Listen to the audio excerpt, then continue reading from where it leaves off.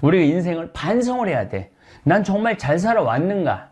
남편으로, 아내로 잘 살아왔는가? 아버지로, 자식으로 잘 살아왔는가? 또 직장인으로서 회사에서 잘 살고 있는가? 심지어 이건 좀 철학적인 얘기지만 난 한 인간으로 태어나서 정말로 인간답게 잘 살고 있는가? 이런 것에 대해서 반성할 필요가 있어요. 전혀 반성하지 않는 사람은 발전할 수 있는 기회를 잃어버리죠. 저 역시 천주교 신부로서 잘 살고 있는가? 많은 반성, 지난 코로나 시기 때 많은 반성을 했고, 제가 가장 약한 부분이 술이에요, 술. 그런데 정말 이제 2달 동안 술을 끊었습니다. 술을 끊으니까 너무 좋은 일이 있어요. 아침에 일어나는 게 즐겁고 하루가 생기가 있고, 술 먹을 때는 그냥 하루 종일 피곤해 쩔어 있는데 요즘은 몸에 생기가 나니까 머리가 팍팍 돌아가요. 그리고 내가 잘못했다면, 그게 이제 내 잘못한 걸 알았다면은 용서를 구해야 돼. 남편한테 용서 구하고, 아내한테 용서를 구하고, 자식한테 용서를 구하고, 부모한테 용서를 구해야 됩니다. 인간은 인생을 살아가면서 착한 일만 하고 살아가는 사람, 천사들이 있어요. 그러나 또 악한 일만 골라 하는 악마들도 있습니다. 이렇게 뉴스를 보면은 정말로 선행만 하는 사람들이 있어요. 심지어 돌아가실 때 자기가 모은 그 모든 전 재산을 할머니들이 착하게 살고, 이런 분들 다 기부하는 분들이 있어요. 또 어떤 사람들은 세금 떼어먹고 자기 직원들을 착취하고, 이런 악한 악마들도 있어요. 그런데 또 사람은 어떤 때는 착하게 살다가 또 어떤 때는 그 착한 사람이 악하게 변하기도 해요. 그래서 원수를 갚는 경우도 있고, 법이고 윤리고 종교고 다 무시하고 악인으로 변하는 경우도 있죠. BBC에서 진짜 행복하지 않다는 사람들을 모아갖고 이 10가지, 물론 제가 한 3-4가지는 바꿨지만은 10가지를 실시를 하고 나니까 딱 3개월 지나고 난 다음에 다 행복하다고, 이렇게 세상이 행복한지 난 모르겠다고 그랬대요. 그래서 내가 지금부터 오늘 이 시간에는 10가지를 얘기를 할 테니까 여러분들 제가 하는 얘기를 잘 듣고 그대로 하면은 분명히 행복합니다. 현대 하느님은 TV님입니다. 가정방문 다녀보면은 거실 정가운데 누가 모셔져 계셔요? 텔레비전님이 모셔져 계셔요. 텔레비전님이 모셔 계신데 소파는 누굴 향해서 배열되어 있어요? 텔레비전님을 향해서 배열. 말씀하십시오. 당신 종이 듣고 있나이다. 텔레비전님이 시키는 대로 다 합니다. 마가 좋으니 마를 사 먹어라. 그럼 다음날 다 줄 서서 마 사 먹고, 도라지가 좋으니 도라지를 사 먹어라. 그러면 또 다 도라지 사 먹고. 텔레비전이 시키는 대로 하는 거예요. 아침에 일어나고 누구한테 제일 먼저 문안 인사드려요? KBS님 밤새 안녕히 주무셨습니까? 더 기가 막힌 건 주무실 때. 텔레비전님 주무시기 전엔 절대 안 자요. 여러분들처럼 이렇게 젊고 예쁜 본당에 내가 본당 신부를 했었어요. 막 자매들이 막 수다를 떠는, 내가 지나가는데 막 당황해 하면서 어쩔 줄 몰라 하더라고요. 분명히 내 욕을 한 거야, 보니까. 네. 그래서 제가 뭐라고 그랬어요? 그 자매들한테? 괜찮아. 이게 성당 다니면서 본당 신부 욕하는 재미가 최고 재밌는 거야. 네. 아니 뭐 성당 다니면서 그런 욕도 하는 무슨 재미로 살아. 걱정하지 말고 해든 수다 계속 떨으라고. 우리 신부들은 주변님 욕하면서 사는 거예요. 그러니까 사람이 수다를 떨면서 살아야지 행복하지, 참고 산다고 다 좋은 건 아닙니다. 절대. 그러니까 참고 살지 마세요. 황창현 신부님의 행복 특강, 지금 바로 시작하겠습니다. 황창현 신부님을 응원하시는 분들은 구독, 좋아요, 알림 설정 부탁드립니다. 마지막에 황창현 신부님이 직접 쓰신 글도 함께 들으시면 좋겠습니다. 자, 여러분들, 저는 수원교구 신부예요. 수원교구 신부인데 저는 다행히 우리 원주교구 주교님이 허락을 하셔서 여기 평창에 들어와서 살고 있습니다.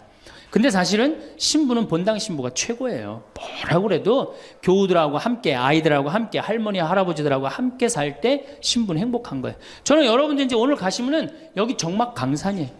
여기 해 떨어지면요, 내 다리도 안 보여요. 내 다리도. 해 떨어지면 내 다리도 안 보여. 여기 뭐 여기 아까 잠깐 앉아서 아우 신부님 너무 경치가 좋다고 그러는데 딱 하루 좋은 거예요. 하루 좋은 거지. 이걸 일주일, 2주일 여기 해 떨어져 갖고 뭐 산책 나가면 내 다리도 안 보이는데 어딜 산책을 나가요.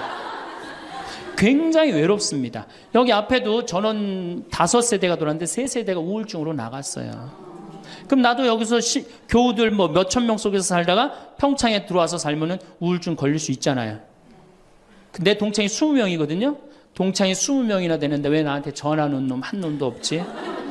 걔네들이 날 잊은 건 아닐까? 나는 왜 교구 밖으로 와서 이 고생을 하고 살까? 난 우울하다. 그럼 알아주는 놈 누가 있어요? 아무도 없어요. 어떻게 하면 돼? 내가 먼저 전화하면 되잖아. 아주 너무 쉬운 거 아니에요. 내가 전화해갖고 너 성당은 잘 짓고 있느냐? 너 요즘 큰 성당에 갔는데 어떻게 잘 지내냐? 내일은 내 동창이 또 우리 집에 와서 있겠대. 몸이 안 좋아갖고. 그러니까 그 전화를 하니까 동창들이 와서 안식년도 여기 와서 지내고 아프면 여기 와서 지내고 허리 수술에도 와서 지내고 그러니까 외롭지 않은 거예요. 사랑도 먼저 하는 게 중요한 거지 나한테 누가 해주지 않을까? 죽을 때까지 안 찾아옵니다. 남녀의 사랑 문제가 아니라 인간이 살아가면서 그런 거예요. 그러니까 내가 먼저 전화하라는 거예요. 굉장히 중요한 거. 내 동창 중에 지금 복음화국장, 우리 수원교구 복음화국장 내 동창인데 얘가 로마로 유학을 갔어요. 있기 전에도 뭐 친하게 지냈지만 유학을 갔는데 이놈이 한 달에 3번 어김없이 전화하는 거예요. 생태마을 농사는 잘 되냐? 잘 돼. 그럼 또 다음에 전화해갖고 생태마을에 피정은 많이 들어오냐? 많이 들어와. 또 다음에 전화하고 너 몸은 안 아프냐? 안 아파. 다음 달에 또 전화해요. 생태마을 피정은 많이 들어오냐?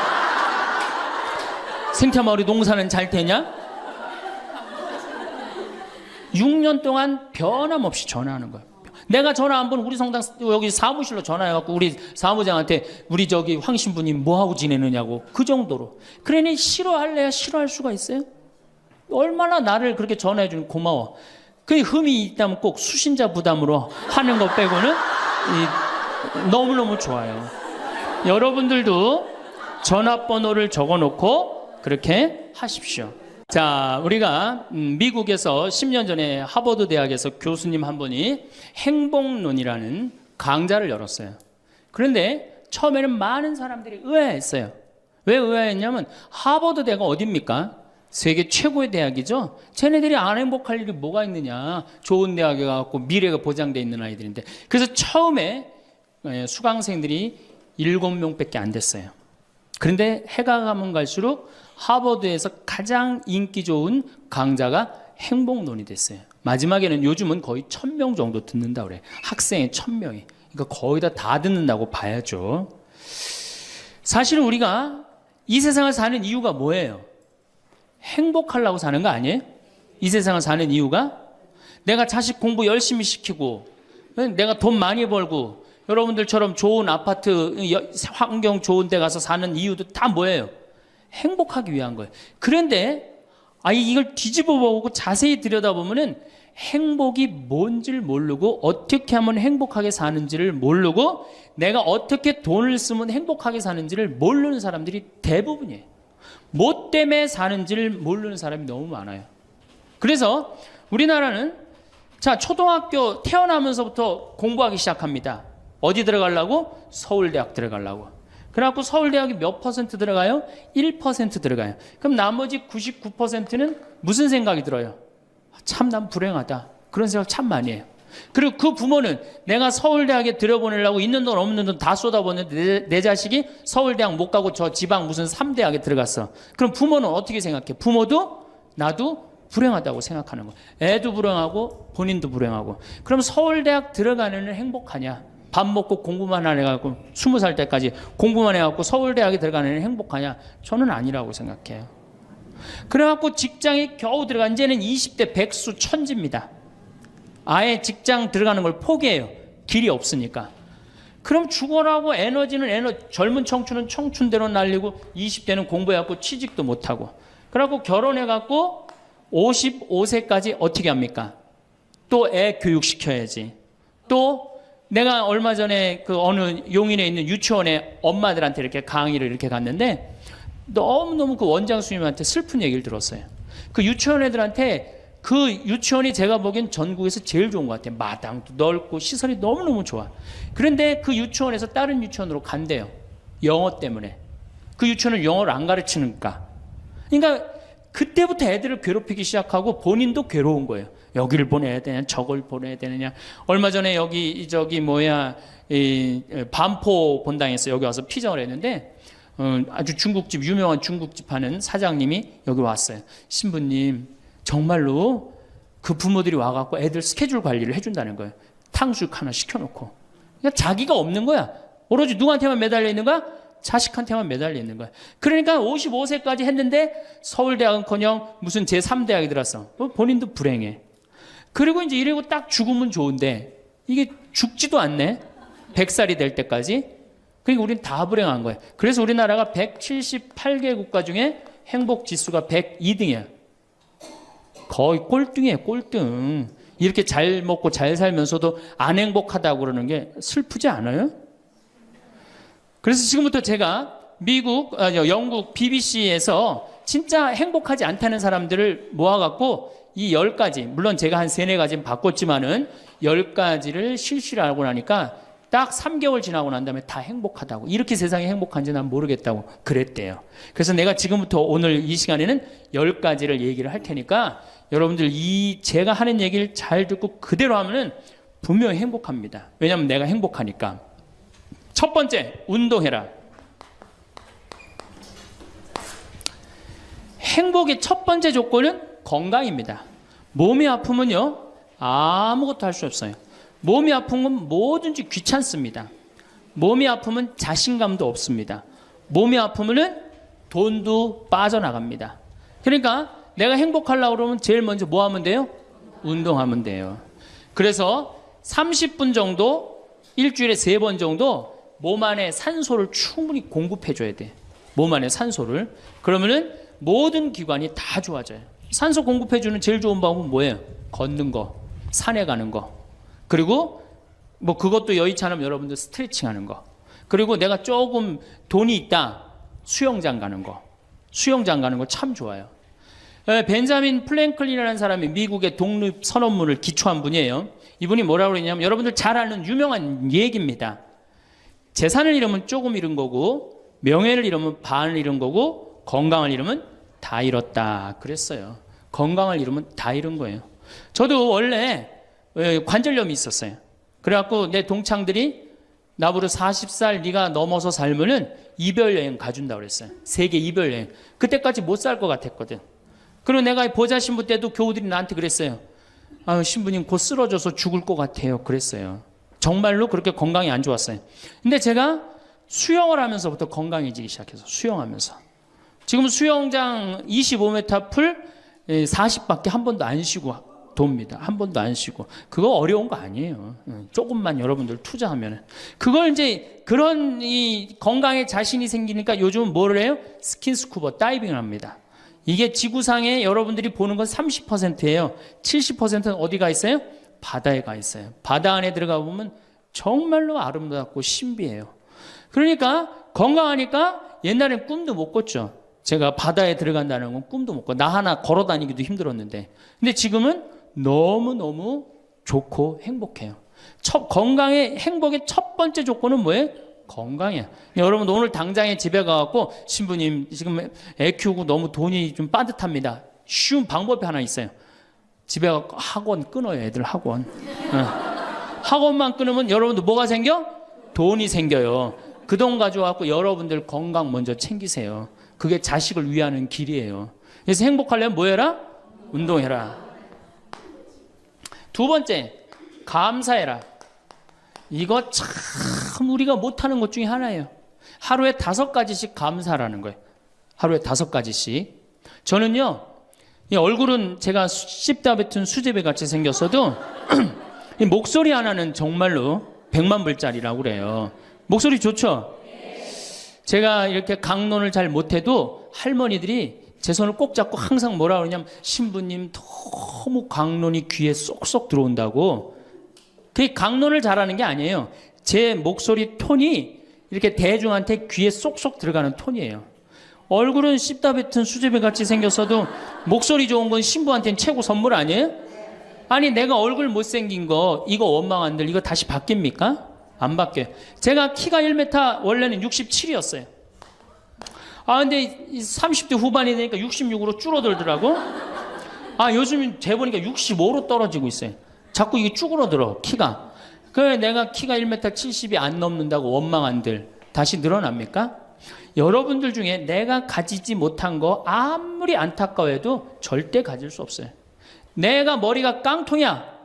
근데 아무리 두들겨 팬다고 걔가 똑똑한 놈 됩니까? 한 번 깡통은 영원한 깡통 되는 거예요.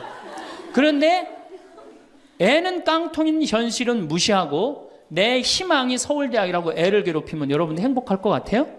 행복하지 않아요. 내가 가지고 있는 것을 감사하는 거. 이거 굉장히 중요합니다. 제가 군대 가기 전에 우리나라를 한 바퀴 여행을 해야 되겠다. 그리고 청량리에서 기차를 타고 강릉 앞바다에 딱 도착을 했는데 새벽에 태양이 뜨는데요. 구름 한 점 없는 바다에서 태양이 뜨는데요. 불덩어리가 떠오르는 거예요. 전 지금도 그걸 보여주게 하신 하느님 아버지한테 정말 감사해요. 여러분들 그런 태양 보신 적 있으세요? 3대가 공을 쌓아야지 봅니다. 바닷가에 사는 사람들도 잘 못 봐요. 왜냐하면은 뜰 때 항상 구름이 이렇게 깔려 있지 그냥 맨 바다가 있기는 그것이 절대 쉬운 게 아니에요. 근데 내 그때 막 군대 가기 바로 직전에 하느님께서 그 태양을 보여주실 때 제 마음이 어떻겠어요?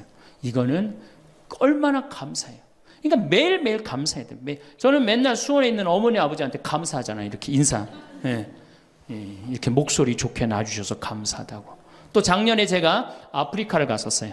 아프리카를 갔는데 세렝게티 초원을 갔어요. 세렝게티 초원이 얼마나 넓으냐 하면 서울서부터 대전까지 한 평야예요. 딱 한눈에 펼쳐져요. 믿어지지가 않죠. 가서 보세요. 신부님 무슨 돈으로? 학원만 안 보내면 다 생깁니다. 학원만 안 보내면 다 생겨요. 그런데 서울서부터 대전까지 딱 펼쳐졌는데 마침 누때 이동 시기에 우리가 같이 이렇게 다니는 거하고 맞물렸어요. 200만 마리가 이동을 하는데 여러분들 200만 마리 상상이 가요? 그 푸른 초원에 누때 200만 마리가 이동을 하는데 내가 하느님이 창조의 세상에 내가 들어와 있구나. 그걸 느끼는 거예요. 감사하는 거예요. 그리고 우리 인생 돌아보면요. 억울한 것, 분한 것만 생각하면 여러분들 도움 돼요? 우리가 습관을 잘못 길렀어요. 우리 할머니들 나하고 대화 꼭 해보면은 내가 지난번 강의 때도 말씀드렸지만 신부님 내 말 좀 들어보세요. 그럼 꼭 대동아 전쟁부터 참 억울하고 분한 것만 다 나열한단 말이야. 그럼 그 인생 행복하겠어요? 인생 돌아봐서 즐거웠던 거, 행복했던 거. 여러분들 아이가 첫 걸음 뛰었을 때 행복했어요? 안 행복했어요? 그때 막 흥분됐죠? 그렇게 행복했던 순간은 다 까먹고 억울하고 분한 것만 그대로 차곡차곡 쌓아놓으면 그 사람이 행복할 것 같아요? 내 아이가 처음으로 엄마라고 그랬을 때 행복했어요? 안 행복했어요? 그럼 그것만 생각하라는 거예요. 지난 과거를 돌아볼 때 즐거웠던 거, 행복했던 추억만 마음에 자꾸 쌓일 때 내 마음이 이뻐지는 거. 우리 성가에도 내 마음은 주님께서 가꾸시는 작은 정원이라는 노래도 있잖아요. 근데 그놈의 정원이 그냥 가시반 그냥 미움, 분노, 증오만 꽉 차 있다면 그 밭이 행복한 정원이 되겠어요? 정원이 안 됩니다. 여러분들 아파트 입주했을 때 동백지구에 행복했어요? 안 행복했어요? 행복했죠. 그 앞뒤로 산이 다 있고 얼마나 좋아요. 그렇죠? 그런 것만 하란 말이에요. 자식이 깡통인 거 막 거기에만 매달려 있고 그러지 말고. 그래서 5가지 감사를 드리라는 거예요. 우리는 감사드릴 이유가 얼마나 많아요. 여러분들 나무는 한번 저 자리에 딱 심어지면은 100년이고 1000년이고 움직일 수 있어요, 없어요? 근데 우리는 움직여갖고 지금 경기도 이 강원도까지 와갖고 여러분들 맑은 공기, 이 꽃 가득한데 여러분들 산책하는 거 보니까 꽃 속에서 꽃이 산책하는 것 같아. 너무 보기 좋더라고. 얼마나 좋아요. 물고기는 물 속에서만 살 수 있어요. 그렇죠? 근데 우리는 하늘도 날고 땅도 걷고 바다도 들어가고 인간으로 태어난 게 얼마나 풍요로워요. 인간은 굉장히 풍요로운 존재예요. 생명력에 있어서. 그 풍요로움을 내가 마음껏 누리고 느끼고 살아가는 사람이 있는가 하면은 뒷방에 처박혀갖고 원망하고 분노하고 저주하는 사람, 그리고 살아가는 사람이 있어요. 여러분 어느 걸 선택하시겠어요? 먼저 거를 선택하시는 게 굉장히 중요해요. 그래서 항상 감사해라. 3번째, 대화해라. 이게 100년 살 사람들의 숙제 중에 숙제입니다. 대화가. 왜냐하면 이게 30년 공자님 시대엔 평균 연령이 38세였어요. 대화할 시간이 어디 있어요. 애 놓고 애 키우고 그러다 죽기 바쁜데. 근데 지금 애가 다 직장에 다니고 애 손자 손녀까지 낳는데도 내가 죽어야 안 죽어요. 그러면 그 많은 시간 뭐 하고 살 거예요? 그 많은 시간 대화하고 살아야 돼. 나하고 영적으로 맞는 사람하고 이야기하는 거 굉장히 중요합니다. 영적으로 맞는 사람이랑 대화하는 거. 나는 우리 신부들하고 대화하는 거 참 좋아하는데, 나는 우리 그 동기 신부들도 뭐 친한 편이지만은 우리 선배들하고도 많이 친해요. 내가 아주 좋아하는 신부 베드로 신부가 작년에 나하고 북유럽을 여행을 가기로 했는데, 이 신부가 몸이 아파갖고 다시 복귀를 해. 그러니까 이제 다시 본당 신부로 발령을 받아서 이렇게 일반 여행을 가기 싫고 성지순례를 가고 싶었나 봐요. 나하고 약속을 깨고 저는 혼자 북유럽을 가고, 이 신부는 메주고리를 갔다 왔어요. 메주고리를 갔다 왔는데, 내가 이제 교구청 강의 나가거나 교구에 강의 나갈 일이 있으면 그 집에서 잠을 잘 자요. 이제 그 성지순례 갔다 오고 난 다음에 그 집에서 잠을 자는데, 그 신부가 미안했는지 성지순례 갔다 온 이야기를 해주는 거예요. 메주고리는 40년 동안 성모님이 4명한테 매일 발현한대요. 한 명한테는 부활 때, 성탄 때, 또 한 명한테는 8월 10 매달 15일에 이렇게 발현을 한대요. 그곳에 이제 갔는데 거기서 신부님을 한 분 만나셨대요. 어떤 신부님을 만났느냐 하면은 이탈리아 신부님인데 시실리 본당 신부님을 만났대요. 근데 이 신부님이 나이가 굉장히 80이 다 된 할아버지래요. 근데 이 할아버지가 신앙의 여정이 특별했던 거야. 이 할아버지 신부님은 태어나면서부터 엄마가 뭐라고 그랬냐면 너 신부 되라 그랬대요. 그러니까 머릿속에 딱 신부에는 아무것도 박혀 있는 게 없는 거예요. 그리고 엄마가 얼마나 무서웠느냐 하면은 주일미사를 빠지면은 빨개 벗겨갖고 내쫓았대요. 신부 될 놈이 주일미사를 빠진다고. 그리고 일주일을 굶겼대요. 그러니까 한 번도 다른 걸 생각해 본 적이 없는 거, 무서워갖고 엄마가. 그리고 자기는 신부가 팔자인 줄 아는 거예요. 그래갖고 신부가 됐으니 뭐가 행복해?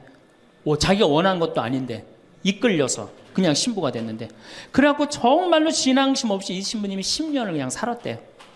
그 신부님도 아마 엄마 죽으면 이제 관두려고 이제 이게 언제 죽나 기다리는데, 이제 사제로 생활을 한 지 10년이 됐는데 자매들하고 어느 날 같이 있는데 자매 중에 하나가 마귀가 걸린 거예요. 그래갖고 막 마귀짓을 하는 거예요. 막 마귀짓을 해요. 그래갖고 주위의 자매님들이, 그땐 1950년대니까 구마기도 함부로 못했거든요. 신부만 할 수 있었어요. 신부님 빨리 하셔라. 난 못한다. 왜 못하시냐? 사실은 내가 신앙심이 없어갖고 이렇게 안수기도를, 마귀를 쫓는다고 안수기도를 하면은 그 마귀가 금방 내가 신앙이 없는지 알아볼 거다. 그래서 나한테 들어올까봐 나 무서워서 난 못한다. 그래도 신부님밖에 없는데 어떻게 하시냐? 신부님이 하셔라.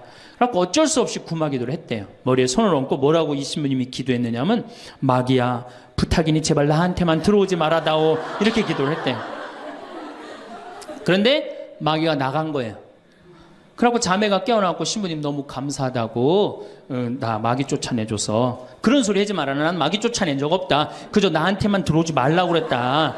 아니라고. 신부님이 머리에 손을 얹었을 때 성령의 힘이 얼마나 셌는지 마귀가 자기를 끌고 나가려고 그랬는데 못 끌고 나갔다는 거예요. 그때 신부님 마음이 조금 뜨거워진 거예요. 나같이 신앙심 없고 나같이 이게 수동적인 인간도 주님께서 도구로 쓰시는구나. 그래서 조금 마음이 열렸어요.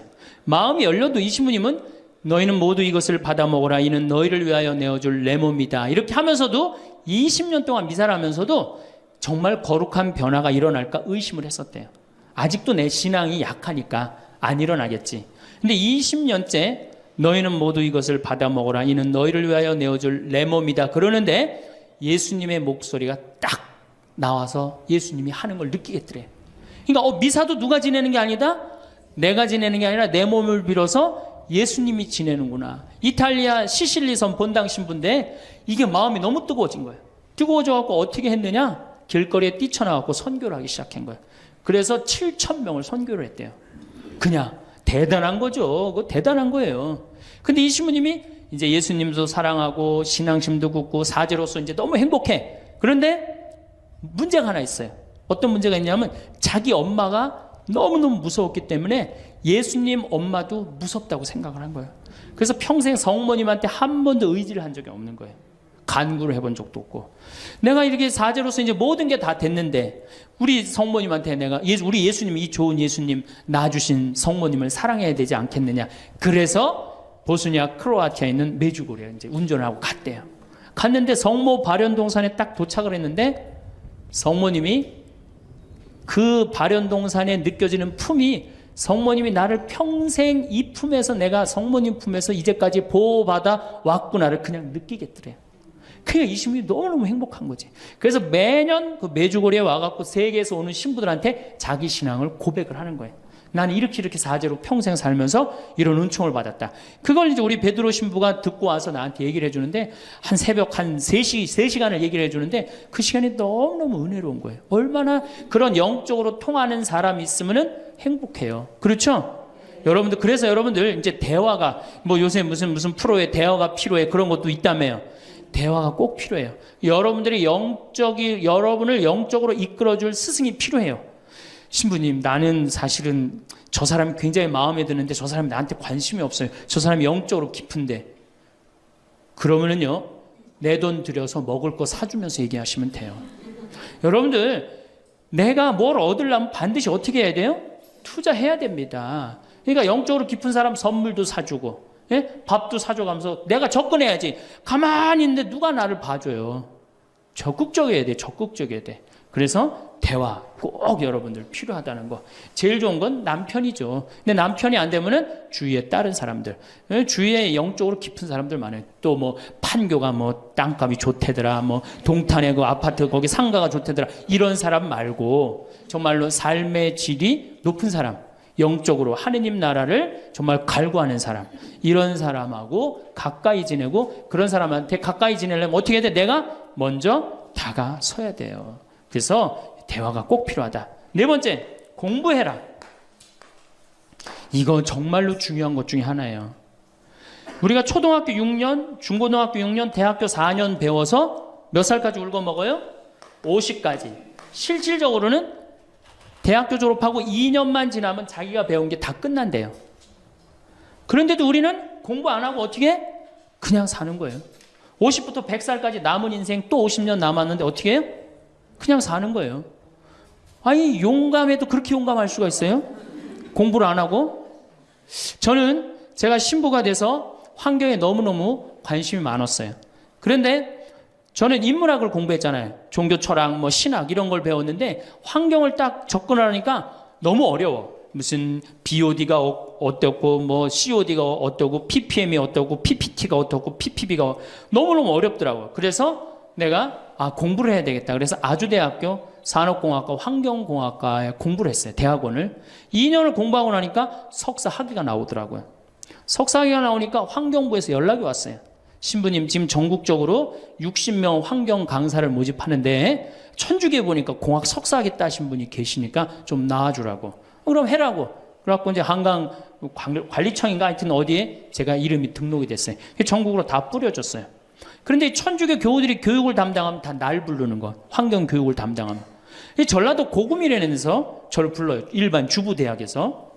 고구미 어디냐? 그랬더니 일단 비행기를 타라고 그러더라고. 광주행 비행기를. 광주행 비행기를 탔어요. 여러분 고구미 어딘지 아세요? 여러분들도 모르죠? 광주행 비행기를 탔어요. 비행기를 탔더니 이제 자가용이 날 데리러 나왔어요. 자가용을 타고 나주를 지나고 영암을 지나고 무슨 완도 있는 데까지 갔어요. 이제 다 왔나 그랬더니 전화를 그랬더니 배 띄우라고 막 전화를 하더라고요. 배를 띄워갖고 배를 타고 섬으로 건너갖고 거기서 또 차를 타고 30분 정도 들어가니까 전라도 고금도라는 데예요. 우리나라 맨 끄트머리. 얼마나 좋아. 전국에 다니면서 강의해서 좋아. 그분들 천주교 신부 한 번도 본 적이 없잖아요. 신부가 와서 환경 강의하니까 선교해서 좋아. 강서료 받아서 좋아. 또 거기 멸치가 주산지라고 멸치 선물 받아서 좋아. 공부하면요, 여러분들 할 일이 너무너무 많고 인생이 너무너무 다이나믹한 인생이 기다려져요. 호스피스를 배워도 되고, 무슨 공예를 배워도 되고, 자수를 배워도 되고, 수지침을 배워도 되고, 도자기를 배워도 되고, 플룻을 배워도 되고.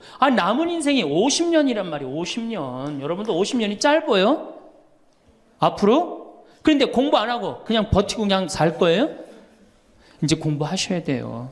공부를 하셔야만이 여러분들의 인생이 행복해집니다. 다섯 번째, TV 시청을 반으로 줄여라. 이게 이제 문제 중에 문제예요. 제가 전전 시간에도 TV에 대한 얘기를 했지만 현대의 하느님이 누구예요?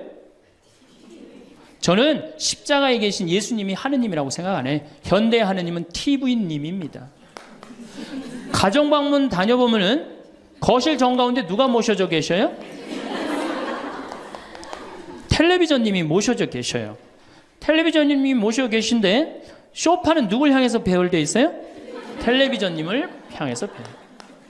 말씀하십시오. 당신 종이 듣고 있나이다. 텔레비전님이 시키는 대로 다 합니다. 마가 좋으니 마를 사 먹어라. 그럼 다음날 다 줄 서서 마 사 먹고, 도라지가 좋으니 도라지를 사 먹어라. 그러면 또 다 도라지 사 먹고. 텔레비전이 시키는 대로 하는 거예요. 아침에 일어나고 누구한테 제일 먼저 문안 인사드려요? KBS님 밤새 안녕히 주무셨습니까? 사실 평화방송에 인사하는 경우들은 좀 나아요. 그래도 아침에 아침 미사도 하고 그 새벽에 성모님 강의도 나오고 묵주기도도 나오고 그러잖아. 근데 꼭 KBS님 밤새 주무셨습니까? 더 기가 막힌 건 주무실 때. 텔레비전님 주무시기 전엔 절대 안 자요. 텔레비전님이 주무셔야지 어떻게? 나도 오늘 일과가 끝났구나 이러고 잔단 말이야. 이러니 머릿속에 뭐가 들어있겠어? 아무것도 들어있는 거 없는 거죠. 머릿속에 책을 읽어야 될 거 아니야. 책을. 우리나라 사람들처럼 책 안 읽는 사람 없어요. 10명 중에 4명이 1년에 한 권도 안 읽는데요. 이 중에도 한 권도 안 읽는 사람들 많을 거예요. 심각한 겁니다. 예. 저한테 그래요. 신부님 그렇게 매일 강의하면서 여기 농사 지면서 토담집 지면서 언제 그렇게 농사꾼 신부 유럽에 가다라는 책도 쓰셨고 이번에 환경 에세이 어디로 가야 하는 책도 쓰셨느냐고. 텔레비전만 안 보면 그 시간 충분해요. 여러분들 하루에 3, 4시간씩 무슨 일 집중해서 한 6개월 하면은 무슨 일 만들어내지 않겠어요? 얼마나 우리가 텔레비전 하늘만큼 땅만큼 끝나고 무슨 재미로 사나 했더니 미우나 고우나라네. 미우나 고우나 오늘 끝나면 이제 또 무슨 재미로 또 살아요? 또 다른 거예요. 엄마가 뿔났다 이거 봐요. 보고 살아요? 여러분들 텔레비전은요 좀 미안한 얘기지만 구조가 똑같아요. 부잣집 아들 가난한 집 딸, 아니면 부잣집 딸 가난한 집 아들, 이룰 수 없는 사랑에 못된 시어머니. 예? 그렇죠? 그게 매년 똑같이 반복되고 똑같은 내용이에요. 그거를 10년 동안 그 앞에서 시간을 보낸다고 생각해 보세요. 아깝지 않아요? 그 시간에 해야 될 일이 얼마나 많은데, 대화도 해야 되고 운동도 해야 되고 감사도 해야 되고 공부도 해야 되는데 이걸 전부 다 어디다 갖다 쏟아부어? 텔레비전에 갖다 쏟아부어요. 그리고 여러분 텔레비전을 보면 볼수록 어떤 의식이 늘 것 같아요? 패배의식이 늘어납니다. 텔레비전을 보면 볼수록 마음의 갈등이 일어나요. 제가 유럽의 가정에 초대를 받아서 이렇게 가보면요 거실에 텔레비전 있는 집 하나도 없어요. 소파는 다 어떻게 서로 마주보게 배열되게 돼 있어요. 근데 우리나라는 완전히 텔레비전에 완전히 미쳐 있어요. 그러니까 이 두 개만 치면 여러분은 행복합니다. 자식하고 텔레비전만 치시면은 여러분들은 행복할 수 있어요. 여섯 번째, 신앙생활을 해라. 자, 우리가 현대를 살아가면서 정말로 우리가 인간이 정말 최고로 잘난 것 같고 요즘 과학기술을 보면 정말 못하는 게 없는 것 같잖아요. 근데 왜 석유값이 뛰고 왜 굶어 죽는 나라가 37개국이 생기고 그래요? 이건 하느님을 잃어버렸기 때문이에요. 하느님의 진리에 따라 인간이 살지 않으면 인간은 원하지 않는 방향으로 갑니다. 하느님께서 원하지 않는 방향뿐만 아니고 인간 본성이 원하지 않는 방향으로 가요. 우리가 저는 여기서 살면서 이 산을 보면서 강을 보면서 항상 하느님한테 감사해요. 저 하느님 너무너무 감사합니다. 이렇게 맑은 공기 주셔서 감사합니다.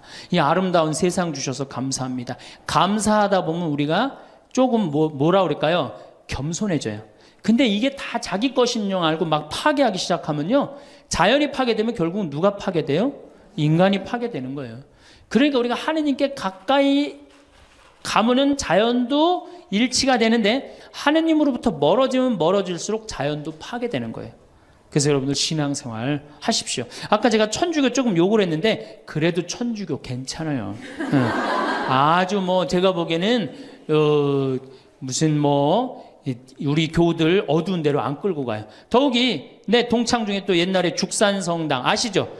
죽산 성지 있는 데 있죠? 거기 내 동창 신부가 그 본당 신부로 있었는데 그 신부 너무 재미난 얘기를 해줬어요. 아니 옆에 30년 동안 개신교 다니던 할머니가 어느 날 개종을 했대요. 성당으로. 똑같이 열심히 나오더래요. 교회 나가는 것만큼 훨씬. 근데 이 할머니가 다리가 부러진 거예요. 그래갖고 택시 타고 또 계속 나오는 거예요. 그래서 본당 신부가 그랬대요. 할머니 이렇게 맨날 택시 타고 나오고 그러니까 그러지 말고 내가 봉송 잘 테니까 이 아픈 동안 나오지 말아라. 돈 들여서. 그랬더니 이 할머니가 하시는 말씀이 신부님 괜찮아요. 그래도 이 성당 다녀보니까 저 교회 다닐 때보다 여기 성당 다니는 게 훨씬 싸게 먹히니까 걱정하지 말라고. 여러분들 그래도 이 천주교 제일 싸게 먹혀요. 싸게 먹히지 괴롭히지 않지 딴 길로 안 끌고 가지. 정말 하느님께 우리가 의지하고 산다는 거 이건 굉장히 우리 나를 위해서 좋은 거예요. 또 우리가 이 세상 사는 목적이 뭐냐면 내 영혼 구원이에요. 나중에 이제 기회 있으면 제가 한 번 더 말씀을 드릴 텐데 죽어서 영혼의 세계는 반드시 있습니다. 그 영혼의 구원을 위해서 우리가 간구해야 돼요. 그래서 신앙생활은 행복을 위해서 가장 기초 중에 기초라는 거. 7번째, 웃어라. 이게 웃는 게요. 우리가 행복으로 가는 길에 최고의 지름길이에요. 웃는 게. 그런데 우리나라 사람들이 잘 안 웃어요. 얼마나 안 웃느냐면 내가 이제 이렇게 도시에 나가고 엘리베이터를 타요. 엘리베이터를 타면은 얼굴 모르는 형제가 이렇게 눈이 마주쳐도 제가 웃어줘요. 빵긋 웃어주면은 저쪽에서 같이 싹 미소를 져주면 참 좋을 텐데 저쪽에 있는 남자가 딱 내가 빵긋 웃어주면 어떻게 하냐면은 내가 저놈을 어디서 봤더라 이러는 표정으로 날 쳐다보는 거예요. 근데 여러분들 유럽을 가고 제가 미국을 가고 아프리카를 가고 파푸아 뉴기니를 가고 인도를 가도 눈 마주쳐서 제가 웃어주면 다 웃어줘요. 근데 절대 안 웃는 나라가 우리나라예요. 얼굴 모르는 사람 이렇게 마주쳐서 웃으면요. 심지어는 여기 우리 생태마을을 찾아오는 사람도 제가 웃어줘도 안 웃어요. 그만큼 경직되어 있는 거예요. 여러분들이 간지러움을 태우고 수술한 사람이랑 마취를 하고 수술한 사람이랑 깨어날 때 누가 덜 아플 것 같아요? 놀랍게도 간지러움을 태우고 수술한 사람이 덜 아프다는 거예요. 웃는 게 우리한테 그만큼 좋은 거예요. 근데 이게 이제 50대 된 여인한테 이제 저 여인이 인생을 어떻게 살았느냐 안 살았냐가 딱 보여요. 50대 된 여인이 막 항상 웃고 그런 얼굴은요. 50대 되면 얼굴 오똑하고 눈 이거 다 똑같아. 얼굴이 그 얼굴을 다. 그런데 늘 웃고 살아온 자매는요. 참 예뻐요. 편안해 보이고. 주름이 한 560개 정도 이렇게 탁 하면서 얼굴이 굉장히 편안해져요. 근데 이게 안 웃은 여자는 주름이 17개밖에 안 생긴대요. 그러니까 560개면 자갈자갈자갈하니 이쁜데 부담스럽지 않은데 17개면 얼마나 부담스러워요. 이마에 칼자국 나인 거지 쫙 굵은 주름 여기 쫙. 이 사람은요 웃어도 무서워요. 예, 웃어도 무서워요. 그러니까 여러분도 웃으면서 사세요. 제가 보통 강의를 이렇게 다니면 일반 주부대학 이렇게 강의를 달 때는 아해모 어해줘요. 얼마나 잘 웃는지 몰라요. 근데 내가 일반 공무원들 이렇게 강의를 갈 때가 있어요. 특히 무슨 이렇게 과장들 이런 그런 분들 한 번은 한 200명을 강의를 했는데 죽는 줄 알았어 내가. 2시간 내내 한 번도 안 웃는 거예요. 내 강의를 듣고. 그런데 여러분들 남녀 수명의 차이가요 6년이 납니다. 6년이. 여성이 83세, 남성이 76세. 이제 6년, 7년이 나요. 전 그 원인이 어딨나 가만히 생각해 보더니 여자는 참 잘 웃어요. 깔깔거리면 자기네들끼리. 남자는 직장에 가도 안 웃고 집에 와도 안 웃고 그러니까 빨리 죽는 거야. 여러분들 오늘 여기서 많이 웃었으니까 내가 보기에는 120살이 아니라 123살까지 살 것 같아. 네. 오래 살으면 안 되긴 안 되는데 안 죽는 걸 어떻게 해요? 이제 안 죽는 걸 어떻게 해? 나도 그거 잘 아는데 여러분들 민주주의하고 공산주의가 결정적으로 갈린 이유가 뭐라고 생각하세요? 승패가 어디에 있다고 생각하세요? 저는요 공산주의를 이렇게 보면요 웃음이 없어요. 그렇죠? 가만히 생각하면 공산주의 생각하면 소련, 동독 이런 거 생각하면 웃음이 있어요 없어요? 없죠? 그런데 민주주의 생각하면 유머가 있고 웃음이 있고 영화를 봐도 즐거운 영화만 있잖아요. 공산주의는 막 딱딱하고 결국은 그래서 망한 거예요. 인간은요, 웃느냐 웃지 않느냐에 따라서 행복이 결정됩니다. 여러분들이 늘 웃고 산다, 그럼 여러분들은 행복의 길로 가는 거예요. 여러분들도 인상 쓰고 산다, 그럼 여러분 불행의 길로 가는 거예요. 그러니까 웃어야 돼. 또 웃는 사람한테 매력을 느낀다는 거예요. 웃는 사람한테, 잘 웃는 사람한테 매력이 느끼면 인간관계도 좋아지는 거 아니에요? 아, 내가 재미난 얘기를 했는데 인상 빡 끝날 때까지 남들 다 웃는데 한 사람만 끝까지 안 웃어. 그러면 여러분들 끝까지 안 웃는 사람한테 여러분들 무슨 생각할 것 같아? 저 사람이 다음에 있으면 다시 재밌는 얘기 저 사람 앞에서는 안 한다.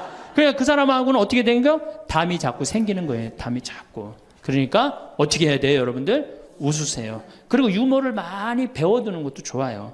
오늘 저한테 강의 들은 거 이거 잘 외웠다가 가서 얘기해주고, 또 제 테이프에 나오는 거 잘 들었다가 얘기해주면은, 아유, 어서 그렇게 재미난 얘기를 해서 또 얘기 좀 해줘봐. 그러면서 사람이 사는 거예요. 사람은요, 수다를 떨면서 살아야 돼. 수다. 제가 한번 본당 신부 때 여러분들처럼 이렇게 젊고 예쁜 본당에 내가 본당 신부를 했었어요. 막 자매들이 막 수다를 떠는, 내가 지나가는데 막 당황해 하면서 어쩔 줄 몰라 하더라고요. 분명히 내 욕을 한 거예요, 보니까. 네. 그래서 제가 뭐라고 그랬어요? 그 자매들한테?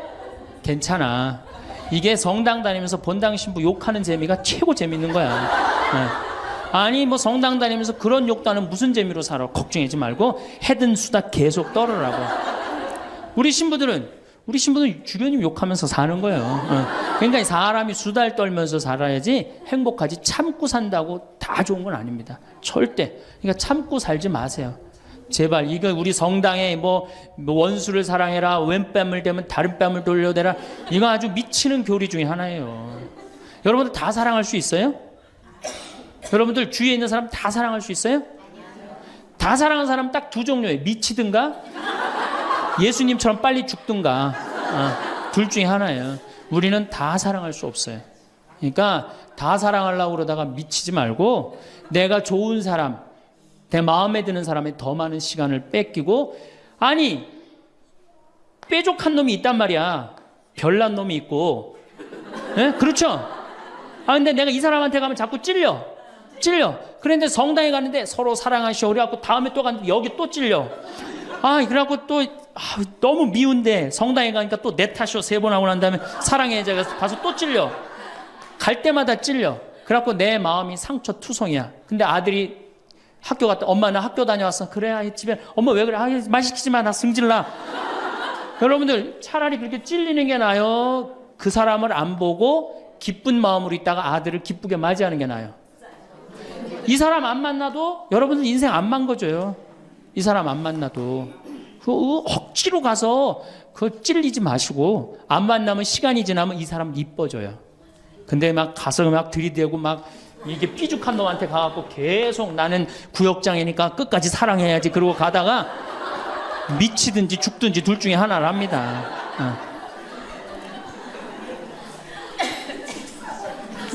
8번째, 전화해라. 자, 여러분들, 제가 저는 수원교구 신부예요. 수원교구 신부인데, 저는 뭐 다행히 우리 원주교구 주교님이 허락을 하셔서 여기 평창에 들어와서 살고 있습니다. 근데 사실은 신부는 본당 신부가 최고예요. 뭐라고 그래도 교우들하고 함께, 아이들하고 함께, 할머니 할아버지들하고 함께 살 때 신부는 행복한 거예요. 저는 여러분들 이제 오늘 가시면은 여기 정막 강산이에요. 여기 해 떨어지면요 내 다리도 안 보여요. 내 다리도 해 떨어지면 내 다리도 안 보여. 여기 아까 잠깐 앉아서 아우 신부님 너무 경치가 좋다고 그러는데 딱 하루 좋은 거예요. 하루 좋은 거지. 이걸 일주일, 2주일 여기 해 떨어져 갖고 뭐 산책 나가면 내 다리도 안 보이는데 어딜 산책을 나가요. 굉장히 외롭습니다. 여기 앞에도 전원 5세대가 돌았는데 3세대가 우울증으로 나갔어요. 그럼 나도 여기서 교우들 뭐 몇천 명 속에서 살다가 평창에 들어와서 살면은 우울증 걸릴 수 있잖아요. 내 동창이 20명이거든요. 동창이 20명이나 되는데 왜 나한테 전화하는 놈 한 놈도 없지? 걔네들이 날 잊은 건 아닐까? 나는 왜 교구 밖으로 와서 이 고생을 하고 살까? 난 우울하다. 그럼 알아주는 놈 누가 있어요? 아무도 없어요. 어떻게 하면 돼? 내가 먼저 전화하면 되잖아. 아주 너무 쉬운 거 아니에요. 내가 전화해갖고 너 성당은 잘 짓고 있느냐? 너 요즘 큰 성당에 갔는데 어떻게 잘 지내냐? 내일은 내 동창이 또 우리 집에 와서 있겠대. 몸이 안 좋아갖고. 그러니까 그 전화를 하니까 동창들이 와서 안식년도 여기 와서 지내고 아프면 여기 와서 지내고 허리 수술에도 와서 지내고 그러니까 외롭지 않은 거예요. 사랑도 먼저 하는 게 중요한 거지 나한테 누가 해주지 않을까? 죽을 때까지 안 찾아옵니다. 남녀의 사랑 문제가 아니라 인간이 살아가면서 그런 거예요. 그러니까 내가 먼저 전화하라는 거예요. 굉장히 중요한 거. 내 동창 중에 지금 복음화국장, 우리 수원교구 복음화국장 내 동창인데 얘가 로마로 유학을 갔어요. 있기 전에도 뭐 친하게 지냈지만 유학을 갔는데 이놈이 한 달에 3번 어김없이 전화하는 거예요. 생태마을 농사는 잘 되냐? 잘 돼. 그럼 또 다음에 전화해갖고 생태마을에 피정은 많이 들어오냐? 많이 들어와. 또 다음에 전화해갖고 너 몸은 안 아프냐? 안 아파. 다음 달에 또 전화해. 생태마을 피정은 많이 들어오냐? 생태마을에 농사는 잘 되냐? 6년 동안 변함없이 전화하는 거예요. 내가 전화 한 번 우리 성당 여기 사무실로 전화해갖고 우리 사무장한테 우리 저기 황 신부님 뭐하고 지내느냐고 그 정도로. 그러니 싫어할래야 싫어할 수가 있어요? 얼마나 나를 그렇게 전화해주는 고마워. 그 흠이 있다면 꼭 수신자 부담으로 하는 것 빼고는 너무너무 좋아요. 여러분들도 전화번호를 적어놓고 그렇게 하십시오. 9번째, 시간이 없으니까. 자, 자기 자신을 사랑해라. 자기 자신을 사랑하지 않는 사람은 어느 누구도 사랑할 수 없어요. 자기 자신을 사랑하지 않는 사람은. 근데 이게 50대 된 아줌마들을 보면 다 쌈순이야, 쌈순이. 자식 보면 자식 보고 싸워요. 내가 너한테 해준 게 얼만데 서울대학도 못 가고 저 지방대학 가고 자취비 무슨 뭐 등록비 이런 거 내 속을 새기냐 그러고 아들 보면 싸워요. 누워갖고 그냥 빈둥빈둥 거리면 이 왼수 같은 놈아 나가 돼지라 그러고 남편 보면은 남편 보고 싸워요. 당신 나한테 시집 와갖고 나한테 해준 게 뭐 있냐 그러고 내가 눈이 뼈지 시집 오기 전에 내가 그때 눈이 뼈지 저 인간을 믿고 내가 시집을 왔다 그러고 남편 보고 싸워요. 시어머니 보면 시어머니 보고도 싸워. 왜 죽지도 않고 날 이렇게 괴롭히냐고. 왜 쌈순이가 될까요? 우리나라 40, 50대 주부들이 자기가 행복하지 않기 때문이에요. 다 해주면은 이게 자기 도리라고 큰 착각을 합니다. 그런데 시간이 가면 갈수록 상실감을 느껴요. 이젠 본인이 행복하려고 노력하세요. 여기 암 걸린 분들, 마지막에 이제 더 이상 살 수 없는 분들이 나한테 와갖고 면담을 해요. 특별히 자매님들이 나한테 면담을 할 때 울며 불며 통곡하는 얘기가 뭔지 아세요? 왜 다른 사람들한테는 그렇게 최선을 다했는데 왜 나한테 한 번도 맛있는 거 안 먹이고 나한테 좋은 거 한 번도 구경 안 시켜주고 왜 한 번도 나한테 못 해줬느냐고. 그런데 이제 죽으니 너무너무 나 자신이 불쌍하고 나 자신이 너무너무 억울하다는 거예요. 여러분들이 이제 자신을 위해서 쓰세요. 투시모님 돈이 어디 있어요? 애 학원만 안 보내면 돼요. 또 대학 다니는 자식 있으면 어떻게 당장 오늘 집에 가고 휴학시켜요. 니네가 벌으라고. 우리나라처럼 이렇게 자식한테 끝까지 대주는 나라는 아무 나라도 없어요. 미국은 졸업하고 30년 동안 대학 학비를 갚습니다. 다 자기가 갚아요. 우리나라처럼 결혼할 때까지 다 대주는 나라는 아무도 없어요. 그런데도 부모 자식 지간이 가장 안 찾아가는 나라가 우리나라가 1등이에요. 사랑이 제대로 안 된 거죠. 제대로 된 사랑을 안 하는 거죠. 나도 본당 신부로 이렇게 있으면서 냉면을 먹고 싶어. 그럼 총회장이 사줄래나 부회장이 사줄래나 성모회장이 사줄래나 안 기다립니다. 냉면 먹고 싶으면 어떻게? 내가 가서 사 먹어요. 내가 냉면 먹고 싶은지 누가 알아? 내가 가서 사 먹으면 되지. 그러니까 아무도 못 얻어먹어서. 그럼 이제 가을 지나고 나면 가을 때 강론 때 내가 교우들이 여기 3,500명이라며 교우가 3,500명 냉면 하나도 못 사 먹었 얻어먹었다. 그럼 교우들이 무슨 생각할 것 같아? 우리 신부님 챙겨주는 사람 하나도 없고 빨리 장가 보내드려야 되겠다. 이런 생각한단 말이에요. 그래서 나는 내가 사 먹어요. 내가 사 먹는 동시에 혼자 사 먹으면 청승 맞잖아요. 회장님들 데려가서 내가 사줘요. 내 돈으로. 신부님 무슨 돈이 있어서? 나 강사료 많으니까 다 사줘요. 근데 우리 천주교 교우들은요 먹고 떨어지는 법이 없어요. 언제 효과가 나타나? 내 영명 죽일 때 다 돌아와요. 그러니까 어떻게? 나도 행복하고 교우들도 행복하고 얼마나 좋아. 자기 자신을 사랑하십시오. 자기 자신을 귀하게 여겨야만이 그런 나를 보고 다른 사람이 행복한 거예요. 엄마가 맨날 인상 쓰고 있으면 자식이 행복하겠어요? 남편이 행복하겠어요? 시어머니가 행복하겠어요? 늘 밝은 모습으로 이렇게 행복하게. 그러니까 여러분들 자신을 사랑하세요. 10번째, 시간이 없으니까 맨 마지막으로는 이웃에게 친절해라.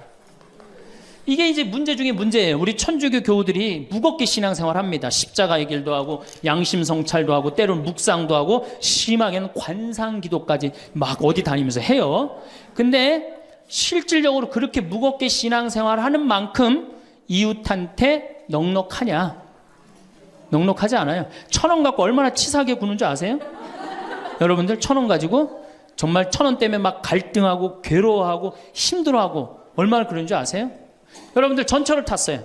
마음 편안하게 딱 앉아있는데 갑자기 누가 바구니를 들더니 맹인이 어두운 밤에 캄캄하 이러면 이때부터 갈등하기 시작하는 거야.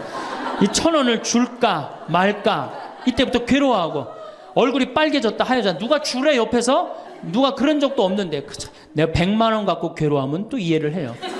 이건 1,000원 가지고 딸랑 1,000원 가지고 줄까 말까. 그리고 뒷꼭지를 보고 뭐라 그래? 그래도 1,000원을 줄걸. 하느님이 이런 나를 보고 하늘에서 무슨 생각할 것 같아요? 저걸 천당에 데리고 올까 말까. 뭐하러 십자가의 길을 하고 뭐하러 이렇게 심각하게 참회절을 해요? 이런 거 하나도 제대로 못할 거라면은. 재작년에 여기 물폭탄이 터졌어요. 그래갖고 다 잠겼어요, 평창에. 근데 안성에 있는 요셉 양로원, 농아 양로원 할머니들이 전화가 왔어요. 수녀님을 통해서. 신부님 우리가 돕고 싶다는 거예요. 아니 무슨 무료 양로원에 있는 할머니들이 돕느냐. 자기네들이 정부에서 나오는 돈이 있대요. 그래서 1,000원씩 고수톱 칠 때 고리도 뜯고 음식물 남기면 1,000원씩 모은 돈이 50만 원을 모아뒀대요. 그래서 여기 우리 형제 중에 조립식에 사는 형제가 집이 다 떠내려갔어요. 그래서 와라. 그랬더니 80만 원을 갖고 왔어. 할머니들이. 한 4-5분이 말 못하는 할머니들이. 그리고 이불 12채, 전기밥솥 하나. 아니 무료 양론에 사는 할머니도 1년에 한 번씩 돕는다는데 그 살기 좋다는 동백에서 살면서 한 번도 안 도우면은 여러분들 천당 갈 것 같아요? 못 가. 아니 우리가 너무 이웃한테 인색하게 살아요. 내가 시장에 나갔어. 시장에 나갔는데 다리 잘린 분이 이 고무 타이어를 하고 막 음악을 틀고 껌을 이렇게 리어카에 밀고 와. 그러면은 야 천당 갈 공로살 기회가 오는구나. 이런 생각을 해야 되는데 무슨 생각을 해? 제발 내 쪽으로만 오지 마라. 여러분들 교황님이요 뭐라고 그러셨느냐 하면은 나는 행복했습니다. 여러분들도 행복하십시오. 그리고 가셨죠? 요한 바오로 2세 교황님이. 저는 그 말이 이 세상 어떤 명언보다도 명언이라고 생각해. 인간으로 와서 행복하게 살아야 돼요. 갈 때 행복하게 가야 돼요. 여러분들 신앙생활하는데 우울하게 하면 안 됩니다. 정말 내가 하느님 믿는 거 아니야. 온 우주의 아버지가 내 아버지 아니에요. 주인이 얼마나 행복해. 뭐 때문에 여러분 고통스러운지 아세요? 욕심 때문에 고통스러운 거예요. 그 욕심만 조금만 내다버리면 마음이 얼마나 자유로워요. 다닐 때도 얼마나 많고 구경할 때도 많고 얼마나 아름다워요. 우리 그냥 대한민국처럼 아름다운 나라가 어디 있어요. 세계에서 제일 아름다운 나라가 대한민국이에요. 다녀볼 때 너무 많아. 결론으로 자 여러분들 지금 오늘 이제 집에 가면은 당장에 경복궁 먼저 가세요. 경복궁의 비원을 한번 가보세요.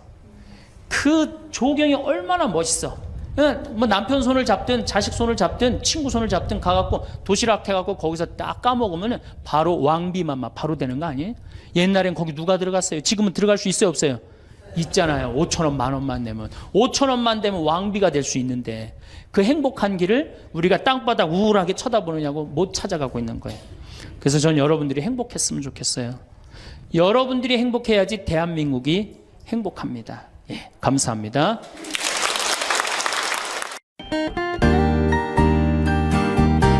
행복을 향한 나의 눈이 번쩍 지혜를 향한 나의 귀가 번쩍 세상을 향한 나의 마음을 활짝 열리게 해준 신부님의 토요특강. 참민수님, 우리 다볼사이버 성당 교우들 또 얼결에 걸려 들어갖고 제 강의를 듣는 분들 요즘 토요특강 시리즈로 반성. 우리가 인생을 살면서 반성을 해야 돼요. 반성이 없는 삶은 미래가 없어요. 역사도 과거를 돌아보지 않는 역사는 미래가 없다라는 신채호 선생님 말씀도 있지만은 우리 인생도 똑같아요. 우리가 인생을 반성을 해야 돼. 난 정말 잘 살아왔는가? 남편으로, 아내로 잘 살아왔는가? 아버지로, 자식으로 잘 살아왔는가? 또 직장인으로서 회사에서 잘 살고 있는가? 심지어 이건 좀 철학적인 얘기지만 난 한 인간으로 태어나서 정말로 인간답게 잘 살고 있는가? 이런 것에 대해서 반성할 필요가 있어요. 전혀 반성하지 않는 사람은 발전할 수 있는 기회를 잃어버리죠. 뭐 뒤집어 갖고 얘기해 갖고 나는 대통령으로서 잘 살고 있는가? 나는 국회의원으로서 잘 살고 있는가? 또 저희들은 난 정말 천주교 신부로서 잘 살고 있는가? 난 정말 하다못해 청소 일을 하는데 청소하는 사람으로서 잘 살고 있는가? 이런 것들을 한 번쯤 반성해 볼 필요가 있다는 거죠. 저 역시 천주교 신부로서 잘 살고 있는가? 많은 반성, 지난 코로나 시기 때 많은 반성을 했고, 제가 가장 약한 부분이 술이에요, 술. 그런데 정말 이제 2달 동안 술을 끊었습니다. 술을 끊으니까 너무 좋은 일이 있어요. 아침에 일어나는 게 즐겁고 하루가 생기가 있고, 술 먹을 때는 그냥 하루 종일 피곤해 쩔어 있는데 요즘은 몸에 생기가 나니까 머리가 팍팍 돌아가요. 그래서 그동안 책을 6권 썼었는데 한동안 책을 안 쓰고 있었는데 요즘은 이게 머리가 돌아가니까 원고를 쓰기 시작해요. 그러니까 참 그런 것들 반성이 필요한 것 같아요. 그리고 반성을 일단 내가 정말 신부로서 합당하게 살고 있는가? 아버지로서 합당하게 살고 있는가? 아내로서, 남편으로서 합당하게 살고 있는가에 대한 그 다음 요구는 성찰하는 거예요. 성찰. 스펙트럼을 갖고 있어야 되는 거죠. 삶의 스펙트럼을 갖고 있어야 돼. 그래서 내가 거기에 맞게끔 잘 살고 있는가? 그래서 내 개인적으로 성찰할 능력이 안 되면은 신앙생활에 귀의를 하든지 아니면은 무슨 좋은 강의를 듣든지 좋은 책을 듣든지 제일 좋은 거는 현인을 만나는 거죠. 철학자를 만나고 현인, 지혜로운 사람을 만나서 이야기를 듣는 거죠. 그런데 뭐 사실은 평범한 사람들이 현인을 만난다라는 게 쉬운 일이 아니에요. 그렇다면 요즘은 뭐 시대가 좋아지니까 유튜브 강의, 요즘 뭐 제 유튜브가 대한민국의 모든 분들이 거의 듣는 것 같아요. 제가 뭐 요즘 속초 강릉을 다니면은 식당 서비스하는 봉사자들도 알아보고 텔레비전 설치하는 기사님들도 저를 알아보고 뭐 거의 하루 종일 다 알아보는 것 같아요. 식당을 가도 전부 다 알아보는 분들이 많은 것 같아요. 그래서 제 강의 뭐 요 쇼츠 말고 제가 행복에 관련된 강의, 행복하십니까? 화가 나십니까? 그 다음에 외로우십니까? 성당에 왜 다니십니까? 하늘나라의 여권, 뭐 여러 가지 또 환경에 관련된 강의들이 굉장히 많습니다. 더욱이 또 제가 추천하고 싶은 강의는 성서 강의입니다. 제가 24강짜리 성서 강의도 있고 또 창세기서부터 출애굽기까지의 성서 강의도 있고 시편 강의도 있고 집회서 강의도 있습니다. 그런 것들을 보시면은 여러분들 성찰하는 데 도움이 될 거라는 생각이 들어요.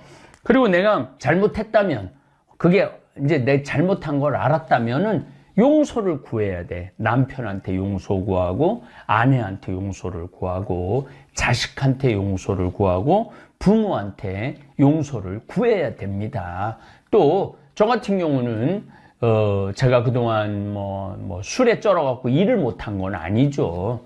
일을 못한 건 아닌데 제 개인의 단점을 들여다 볼 때 술은 저 개인의 영적 성숙에 많은 방해가 됐어요. 사실은 제 건강에도 많은 방해가 됐고, 저도 고해성사를 통해서 여러 번 고해를 했고, 이제 여러 번 고해를 한 결과 겨우 이제 2달 금주한 게 잘난 건 아니죠.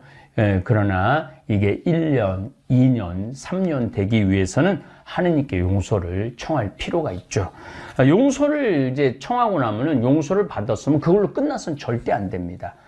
용서로 끝나서는 안 되고 그 죄를 기어 갚기 위한 보속의 행위를 해야 됩니다. 자선의 행위를 하든지 아니면은 희생의 행위를 하든지 뭐 저처럼 또 아프리카를 가든지 뭔가 내가 내 죄를 그동안 잘못한 것을 기워 갚기 위한 보속이 필요합니다. 그래서 이번에 5월 19일 날도 제가 소아암 어린이 돕기 한강 서울 시민 공원에서 그거를 한 35,000원 참가비를 하면은 그 참가비의 일부분이 소아암 아이들한테 간다고 그러더라고요. 제가 10km 걷기가 자신이 없어요. 사실은 관절염이 있기 때문에 10km 걸으면 다음날 못 걸을 수 있는 가능성이 굉장히 많습니다. 그럼에도 불구하고 신청하고 도전한 이유는 보속할 수 있는 기회를 얻기 위해서 그렇게 노력을 합니다. 자, 그렇다면 이제 제 오늘 강의 내용이에요. 오늘 그럼 이렇게 노력하는 부족한 인간, 이해할 수 없는 인간들이 잘 살아보겠다고 그렇게 용서를 구하고 보석을 구하고 자기 반성을 하는 인간을 이해해 줘야 돼요. 우리의 몫은 이해입니다. 남편이 용서를 청했는데, 아내가 용서를 청했는데, 부모가 용서를 청했는데, 자식이 용서를 청했는데 이해해 주지 않는다면, 용서해 주지 않는다면 그런 세상은 살아가기가 너무너무 각박한 거죠. 그래서 오늘 강의를 듣는 여러분들한테 제가 바라고 싶은 건 바로 이 이해입니다. 인간을 이해를 해야 돼요. 인간이 참 부족한 존재예요. 남자는 여자를 이해해야 되고 여자는 남자를 이해를 해야 되죠. 그런데 참 그 이해가 어려워요. 남자들 같은 경우 여자를 이해하는 거 너무 어려워요. 여자가 남자를 이해하는 거 너무 어려워요.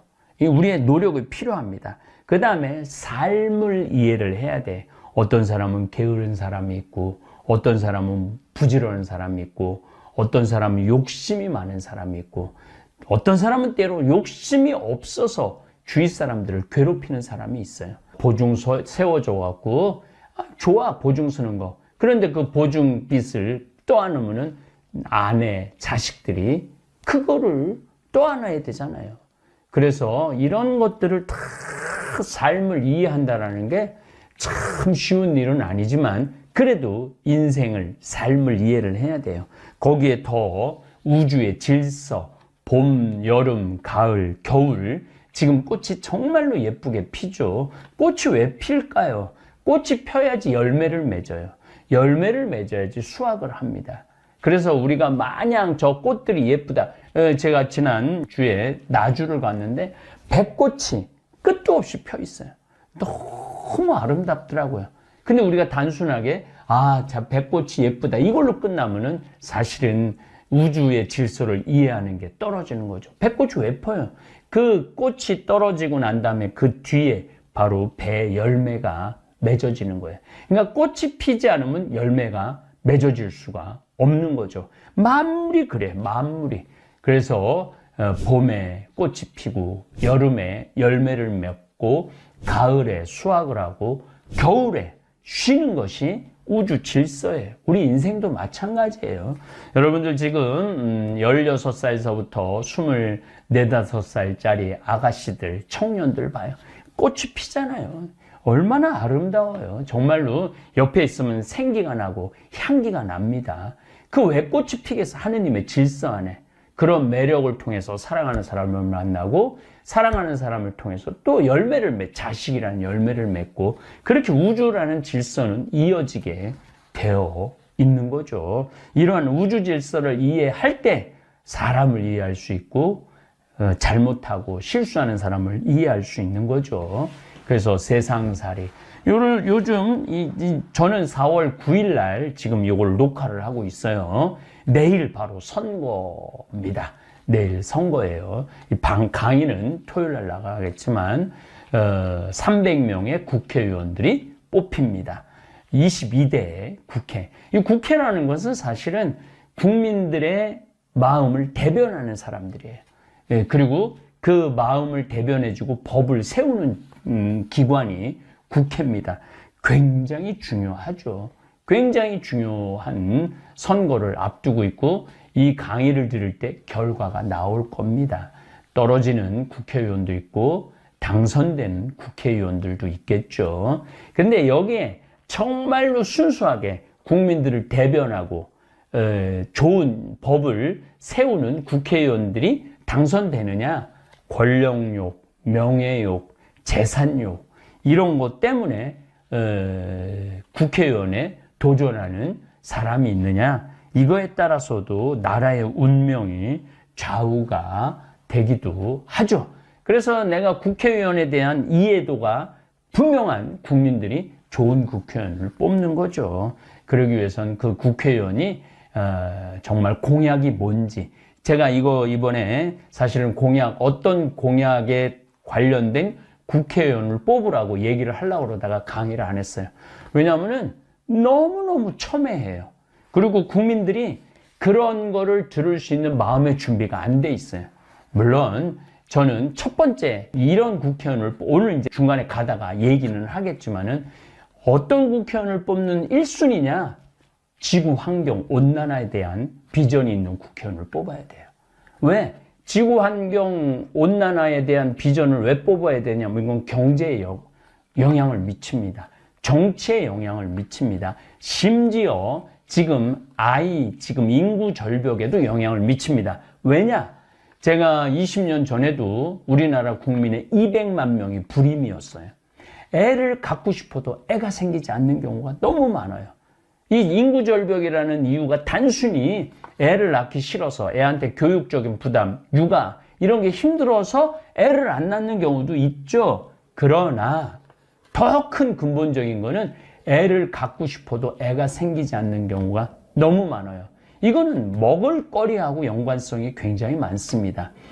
초등학교, 중고등학교 때 인스턴트 음식 많이 먹고 랩에 쌓인 음식, 그 다음에 플라스틱에 쌓인 음식을 많이 먹으면은 아이들의 자궁에 문제가 생겨요. 남자아이들은 정자에 문제가 생기고 자궁이 건강하지 못하면 난자도 건강하지 않고 남자아이들은 보통 정자가 한 5억 마리 정도 건강한 게 있어야 되는데 지금 3천만 마리 이하로 떨어져 버렸어요. 그러니까 이것도 사실은 환경 문제 때문이에요. 그러니까 이 환경의 비전을 갖고 있는 사람을 뽑아야만 우리나라 대한민국이 미래가 있는 거예요. 그런데 그런 거에 대한 욕하고 비난하고 헐뜯고 그야말로 막말로 대파, 그 다음에 10만 원 카드 쓴 거 이런 거 물론 조국 그분도 딸 하나 대학 불법으로 한 거 이게 사실은 큰 덩어리로 본다면은 이게 국가 국민을 미래를 좌지우지하는 그런 사람을 뽑을 기준은 아니라는 거죠.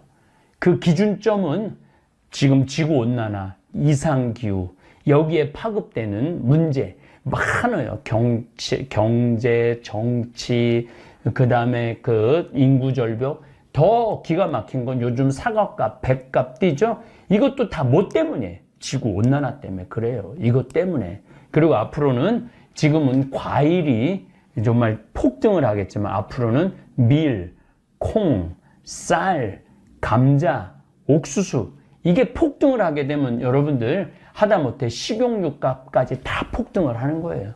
이게 다 어디에서부터 발생되느냐? 지구온난화, 이상기후서부터 지금 어제 그러니까 4월 8일이죠. 남극의 기후가 38.5도가 올랐다고 그래.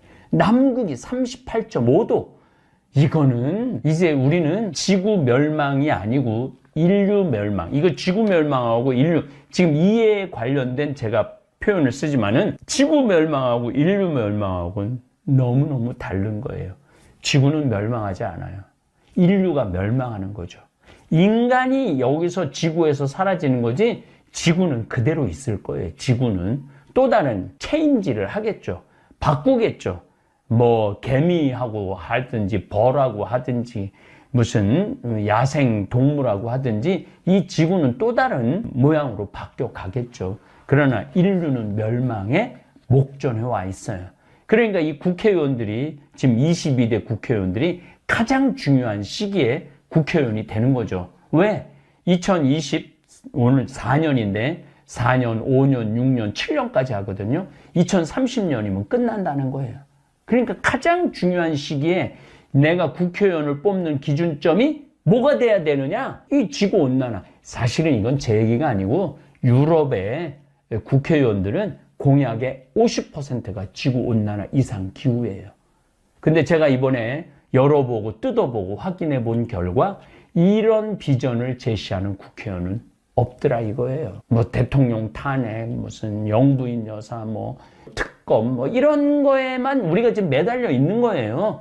그리고 뭐 의사, 뭐 증원, 뭐 의대 증원, 이거에 지금 온 나라가 빠져갖고 큰 덩어리를 이해하지 못하는 거예요. 이해하지 못하고 있어요. 그래서 여러분들도 큰 이해의 그 사이클이라고 그러죠.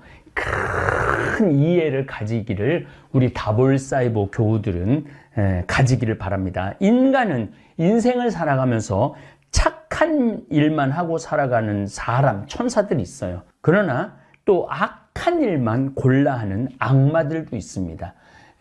뭐 이렇게 뉴스를 보면은 정말로 선행만 하는 사람들이 있어요. 심지어 돌아가실 때 자기가 모은 그 모든 전 재산을 할머니들이 착하게 살고 이런 분들 다 기부하는 분들이 있어요. 또 어떤 사람들은 세금 떼어먹고 자기 직원들을 착취하고 이런 악한 악마들도 있어요. 그런데 또 사람은 어떤 때는 착하게 살다가 또 어떤 때는 그 착한 사람이 악하게 변하기도 해요. 그래서 원수를 갚는 경우도 있고 법이고 윤리고 종교고 다 무시하고 악인으로 변하는 경우도 있죠. 또 착하게 살다가도 악한 경우도 있지만 악하게 살다가도 착한 경우도 있어요. 신기하죠? 형제의 배신, 친구의 배신, 사회의 배신을 당하다 보면 착하게 살려고 노력하다가도 악하게 변하는 경우도 있습니다. 반대로 악하게 살다가 인생의 특별한 계기, 신앙생활, 훌륭한 주변 사람들에게 감동받아서 삶의 전환을 맞이하는 사람도 있습니다. 참 복잡하죠. 어떤 사람은 착하다가 악하게 돼 있고 어떤 사람은 악하다가도 착하게 돼 있고 어쨌든 인간은 스스로 이렇게 살아서 참 기쁨과 참 평화를 찾지 못하기에 완전히 새로운 삶으로 전환을 꾀하는 사람도 있습니다. 독일의 철학자 하이데거라는 철학자가 있어요. 존재와 시간이라는 어마어마하게 어렵고 두꺼운 책을 쓴 독일의 철학자인데 이 사람이 할 얘기는 너무너무 많은 사람인데 아주 중요한 말 한마디를 해요. 인간은 세상에 내던져진 존재라는 표현을 합니다. 인간은 세상에 내던져진 존재라고 그래요. 맞는 이야기입니다. 이 세상에서 태어나고 싶은 사람은 단 한 사람도 없습니다. 우리 여기 아주 훌륭한 직원이 지금 촬영하고 있는데 태어나고 싶어하고 태어난 적 있어요?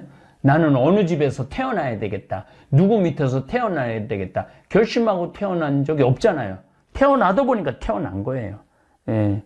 부모 사랑의 결실, 젊은 시절의 쾌락의 잘못된 결실, 더더욱 불행한 경우는 사랑도 없이 성폭행을 당해서 잉태되어 태어난 불쌍한 사람들도 있습니다. 이 세상에 내던져져 버린 인간들이 많아요. 어떤 사람은 왕족 집안에서 태어나기도 하고 부잣집에 화려하게 태어나기도 합니다. 사랑 많은 가정에서 태어나기도 하고 또 폭력이 난무한 평화가 없는 집안에 태어나기도 합니다. 저처럼 지극히 평범한 가난한 집에, 또 가난하다고 해서 지독하게 가난한 집도 아니고 밥 세 끼 먹을 정도로 풍요롭지 않지만 평범한 집에 태어나는 사람들도 있습니다.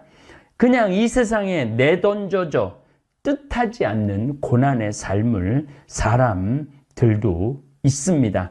죄를 짓고 싶지 않아도 죄의 굴레 속에서 태어나 아무리 발버둥을 쳐도 늘 어둠의 진흙탕에서 뒹구는 사람들도 있습니다. 우린 그들을 이해를 해야 돼요. 불행하게 태어난 사람들 이해를 해야 돼요. 왜 저렇게 삐뚤어졌을까? 그 사람이 삐뚤어지는 데에 대한 원인이 있어요. 원인이 있기 때문에 이해를 해야 돼요. 물론 좋은 환경 속에서도 삐뚤어지는 사람이 있죠. 그 사람들 이해하고 용서하기란 쉽지 않지만 그것조차도 이해하고 용서해야 되는 게, 그래야만이 이 세상은 돌아갑니다. 그 가운데 자라난 남자, 여자의 삶이 아주 죄악 속에서 연꽃처럼 피어나기도 하지만 악인이 되어 자기도 파괴하고 이웃도 불행의 나락으로 끌고 가는 사람들도 있습니다. 인생을 30년, 50년, 60년을 살면서 수많은 인간을 만납니다. 그런데 편안하고 사랑스럽고 행복한 이웃도 만나지만 도저히 이해할 수 없는 인간을 만날 때도 있고, 그 인간 때문에 인생 자체가 고통의 나락으로 떨어지는 경우도 있습니다. 그러나 인간을 이해하고 세상을 이해하고 삶의 질서를 조금만 이해한다면 용서가 가능하고 받아들이고 그 죄악의 굴레 속에서 해방될 수 있습니다. 예수님은 이렇게 말씀하십니다. 내 이웃이 잘못하면 7번뿐 아니라 70번이라도 용서하라고 그래요. 7번뿐 아니라 70번이라도. 이게 뭐냐면은 인간은 누구나 잘못할 수 있다는 거예요. 누구나 잘못할 수 있기 때문에 우리가 용서할 수 있는 자격이 있는 사람은 용서해야 된다는 얘기예요. 다음 시간에는 이 예수님이 7번뿐 아니라 70번이라도 용서하라라는 이 기가 막힌 가르침에 대한 설명을 드리도록 하겠습니다. 감사합니다. 황창현 신부님의 말씀입니다. 당신은 유정란인가요? 무정란인가요? 달걀에는 유정란과 무정란이 있습니다. 똑같은 달걀인데도 어떤 달걀은 병아리를 낳지만 어떤 달걀은 생명력이 없습니다. 사람도 마찬가지입니다. 똑같이 인생을 사는데 매일 불평불만이나 늘어놓으며 죽겠다고 말하는 사람이 있는가 하면 행복하고 감사해서 사는 게 즐겁다고 말하는 사람이 있습니다. 유정란과 무정란은 구별이 어렵지만 제게는 한눈에 알아보는 방법이 있습니다. 첫째, 웃느냐 웃지 않느냐를 보면 됩니다. 친구들끼리 모여 함께 즐겁게 웃고 수다 떠는 가운데서도 언제나 딱 한 사람만 인상을 쓰고 있다면 이 사람은 무정란의 인생을 살아갈 확률이 높습니다. 이런 사람은 밥을 먹어도 누구와 대화를 나눠도 도대체 즐겁지가 않습니다. 상대방을 무시해서 웃지 않는 게 아닙니다. 머릿속이 온통 근심, 걱정으로 가득해서 웃음을 잃어버린 것입니다. 근심이 쌓이면 웃을 수가 없습니다. 사람들이 걱정하는 일 중에 96%는 일어나지도 않을 뿐더러 자기 힘으로 도저히 해결할 수도 없는 것이랍니다. 컴퓨터 게임에 미친 아들에게 일도 안 하고 밤낮 게임만 하니 이렇게 살 바에 차라리 너 죽고 나 죽자 하고 말한다 해서 게임에 빠져있는 자식이 그날부터 당장 게임을 그만두고 일자리를 찾아 나서지 않습니다. 사실 게임 중독은 하루아침에 걸리는 게 아닙니다. 부모가 공부만 외치며 삶의 기쁨이나 흥미를 빼앗아 버렸기 때문에 그나마 컴퓨터 게임에 마음을 붙이는 겁니다. 엄마도 웃음을 잃어버리고 자식도 사는 게 기쁘지 않으니 이런 집은 무정란 집입니다. 엄마부터 기쁘게 살면서 매일 반짝반짝 웃는다면 집안 분위기는 확 달라질 것입니다. 웃음은 기적을 일으키는 묘약입니다. 평창 생태마을을 찾는 어머니들과 할머니들은 저와 사진을 찍고 싶어 하십니다. 스마트폰으로 사진을 찍고 확인을 하시는데 대부분 이렇게 말씀하십니다. 신부님은 잘생기게 나왔는데 우리는 실물보다 못생기게 나왔어요. 사진을 확인해 보면 표정들이 하나같이 굳어 있습니다. 그 가운데 한 자매님이 자기는 사진이 항상 잘 안 나온다고 하시기에 그분 휴대폰에 저장된 사진들을 보니 하나같이 표정이 굳어 있습니다. 그분이 생태마을에 일주일 동안 머물렀는데 제가 사진 찍을 때마다 우스갯소리를 하며 셔터를 눌렀습니다. 사진 속 얼굴을 확인한 자매님은 자신이 이렇게 예쁘게 생겼냐며 놀라워했습니다. 예쁜지 아닌지를 판가름하는 것은 딱 하나, 웃느냐 웃지 않느냐에 따라 결정됩니다. 사진 찍을 때 웃으세요. 하나, 둘, 셋 하면서 셔터를 누르면 이미 늦습니다. 하나에는 부드럽게 웃는데 셋까지 가면 이미 웃음이 굳어 있습니다. 그러니 찍습니다. 웃으세요 하고 찰칵 찍어야 예쁘게 나옵니다. 저는 성당뿐 아니라 개신교회, 사찰, 관공서, 대학, 심지어 이역만리 아프리카, 유럽, 브라질, 아르헨티나에까지 가서 알지 못하는 사람들에게 강의를 합니다. 다양한 부류의 새로운 청중에게 강의를 하는 일은 쉽지 않습니다.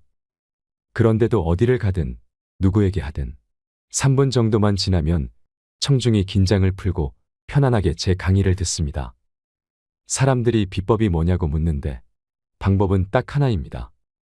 처음부터 입가에 미소를 머금고 이야기를 시작하면 누구라도 경계심을 풀고 경청합니다. 웃음은 유정란으로 가는 지름길입니다. 잘 웃으려면 어떻게 해야 할까요? 마테오복음 6장에 이르시기를 예수님께서는 무엇을 먹을까, 무엇을 마실까, 무엇을 입을까 걱정하지 말라고 하십니다. 걱정은 웃음도 가리고 희망도 가리니 우선 걱정을 내려놓고 억지로라도 미소를 지으십시오. 행복해서 노래를 부르는 게 아니라 노래를 부르기 때문에 행복하다는 말도 있지 않습니까? 유정란과 무정란을 구별하는 두 번째 방법은 감사하느냐, 감사하지 않느냐를 보면 됩니다. 아내가 끓여준 김치찌개를 먹은 남편이 이렇게 말합니다. 이렇게 맛있는 김치찌개를 먹을 수 있는 사람은 대한민국에 나밖에 없을 거야. 당신은 어쩜 그렇게 김치찌개를 맛있게 끓여? 이건 김치찌개가 아니라 예술이야. 혹시 당신 여기다 약 탔어? 이렇게 환하게 웃으며 칭찬을 줄줄이 늘어놓으면 아내는 남편의 기대에 부응하기 위해 예술작품 만들듯이 요리를 하게 됩니다. 그런데 아무 생각 없이 이렇게 말하는 남편이 있습니다. 당신 30년 동안 김치찌개를 끓였으면서 이렇게밖에 못해. 지지리도 솜씨가 없네. 너무 짜서 도저히 밥을 못 먹겠으니 김이나 갖고 와. 남편이 오만상을 찌푸리며 이렇게 말한다면 아내는 김치찌개에 정말 소금이라도 들이붓고 싶은 심정이 됩니다. 말 한마디에 천냥 빚을 갚는다는데 이런 사람들은 한마디 뱉을 때마다 남의 속을 뒤집어 놓으니 질이 무척 안 좋은 무정란입니다. 미국 애리조나에 갔을 때 일입니다. 큰 사업을 하는 교포 한 분이 식사 대접을 하고 싶다고 하셔서 그분 집에 가게 되었습니다. 도착하고 보니 회장님이라 불리는 그분이 앞치마를 두르고 있었습니다. 제가 앞치마가 별로 어울리지 않는다고 농을 던지자 그분이 말하기를 자신에게 앞치마를 두르게 만든 장본인이 바로 저라는 것이었습니다. 무슨 뜻이냐고 묻자 그가 이렇게 대답했습니다. 저는 평생 이쪽에 있는 컵을 저쪽으로 옮긴 적도 없는 사람인데 어느 날 우연히 황 신부님의 강의 CD를 듣게 되었습니다. 무슨 말인가 하면 누군가 제 강의 CD를 그에게 선물로 주었는데 자동차로 이동하면서 자주 듣다 보니 이런 내용이 있더랍니다. 지난 30년 동안 아내한테 밥을 얻어먹은 남자들, 양심이 있으면 설거지는 좀 하십시오. 결혼 생활 20년 동안 손가락 한 번 까딱하지 않고 아내를 종부리듯 했는데 CD를 듣고 미안하고 고마운 마음에 설거지를 했더니 아내가 당신 미쳤냐고 하더랍니다. 괜히 2번 설거지해서 더 귀찮게 하지 말고 그만둬요. 아내가 이렇게 핀잔을 주는데도 남편은 꿋꿋하게 설거지를 마쳤습니다. 왜냐하면 제가 강의에서 아내한테 무슨 소리를 들어도 계속하라고 했기 때문입니다. 그날 설거지를 마치고 외출한 남편에게 아내가 이런 문자 메시지를 보냈습니다. 여보, 당신이 끝낸 설거지를 역시 다시 하고 있어요. 하지만 20년 결혼 생활에 오늘처럼 행복한 날은 없었어요. 당신이 나를 위해 설거지를 한 것 자체가 너무 행복해요. 감사합니다. 사랑합니다. 남편은 가슴 깊은 곳에서 뜨거운 사랑이 피어올랐답니다. 결혼 생활 동안 아내가 이렇게 밝게 웃는 모습은 처음이었다고 합니다. 그 뒤 부부는 신혼 때보다 더 알콩달콩 행복하게 산다며 제게 감사를 표했습니다. 진짜 행복은 돈을 많이 벌고 좋은 차를 타는 게 아니고 아내의 웃음이나 아이들의 제잘거림에 있다면서 지금 자신은 그런 환경에 살고 있으니 참으로 행복하다고 했습니다. 세상은 감사해야 할 일이 천지지만 제일 먼저 자기 삶을 사랑하고 감사해야 합니다. 그분은 이러한 삶을 살고 있으니 유정란이 분명합니다. 가까운 곳에 진짜 행복이 기다리고 있다. 유정란과 무정란을 구별하는 세 번째 방법은 감동하느냐, 감동하지 않느냐의 차이입니다. 미국 서부지방에 있는 유타주를 일주일 동안 여행할 기회가 있었습니다. 이 지역은 브라이스 캐니언, 그랜드 캐니언, 델리컷 아치 같은 수많은 협곡과 고원지대가 있는 곳으로 미국에서 가장 인기가 있는 관광지입니다. 이 여행을 주도한 사람은 74세 된 마틸다라는 분인데 세탁소를 운영하고 있습니다. 부자는 아니지만 돈만 생기면 여행을 가는 인생 자체를 즐겁게 살고 있는 사람입니다. 이분이 저와 함께 미국 요세미티 국립공원에 간 적이 있는데 제가 거기서 너무 행복해하니까 유타 지역 일대를 돌아보는 여행을 다시 준비했던 것입니다. 마틸다는 저에게 좀 더 멋진 곳을 보여주는 완벽한 여행을 준비하기 위해 3,000km나 되는 거리를 오가며 3차례나 사전 답사를 했다고 합니다. 이 정도면 서울에서 부산까지를 7번이나 왔다 갔다 한 거리이니 그분의 정성이 대단함을 느꼈습니다. 그래서인지 마틸다는 멋진 경치가 내려다 보이는 곳에 가도 경치는 안 보고 저만 쳐다봤습니다. 본인은 이미 많이 봐서 더 감동할 게 없으니 저의 감동이 궁금했던 것입니다. 저는 몇 년 전에 위암 수술을 받은 뒤로 매일매일 감사와 감동 속에 살아갑니다. 가을의 단풍을 보면 올해도 예쁜 단풍을 한 번 더 보게 해주셔서 감사합니다 하고 기도하고 밤하늘의 별을 보면 저 아름다운 별을 다시 보게 해주셔서 감사합니다 하고 기도합니다. 제가 이렇게 감동이 기본인 사람인데 세계 최고의 협곡이라는 그랜드 캐니언이 한눈에 내려다 보이는 곳에 섰으니 어땠을까요? 가는 곳마다 이렇게 외쳤습니다. 오 마이 갓. 여기 죽인다. 너무 멋있다. 정말 좋다. 제가 이렇게 엄청나게 감동했기에 나중에 함께했던 일행 모두가 참 즐거운 여행이었다고 털어놓았습니다. 여행은 어디를 가느냐보다 누구랑 같이 가느냐가 중요합니다.